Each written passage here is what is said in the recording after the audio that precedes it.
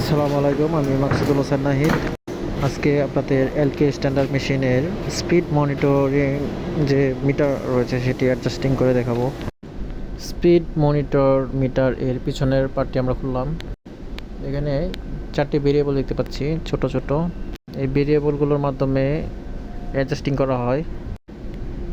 এই যে ব্লু কালারের যে ভেরিয়েবল দেখতে পাচ্ছি, এটি ডানে বামে ঘুরিয়ে আমরা এখন অ্যাডজাস্টিং করব। অ্যাডজাস্টিং করে মেশিনের স্পিড আমরা 0-তে এনে তারপর আস্তে আস্তে মেশিনের স্পিড দিব। চেঞ্জ স্পিডের সাথে সাথে এটির অ্যাডজাস্টিং আমরা সেট করব। ড্রয়িংয়ে দেখতে পাচ্ছি 2BR এবং 4BR এই দুটি রেজিস্টার, ভেরিয়েবল রেজিস্টার। এখানে আরেকটি দেখতে পাচ্ছি ভেরিয়েবল রেজিস্টার। এই ভেরিয়েবল রেজিস্টারগুলোর সাহায্যে অ্যাডজাস্টিং করা হয়। প্যানেলের যে মিটার রয়েছে সেই স্পিড মিটারের সাথে এগুলোর কানেকশন অ্যাডজাস্ট থাকে। সেক্ষেত্রে প্যানেলের স্পিড মিটারটি হচ্ছে অরিজিনাল স্পিডিংয়ের ভ্যালুটি দেখাবে এবং যে পাশের মনিটরের যে পাশে যেটি আমরা দেখতে পাচ্ছি এটি দিয়ে আস্তে আস্তে অ্যাডজাস্টিং করা হয়।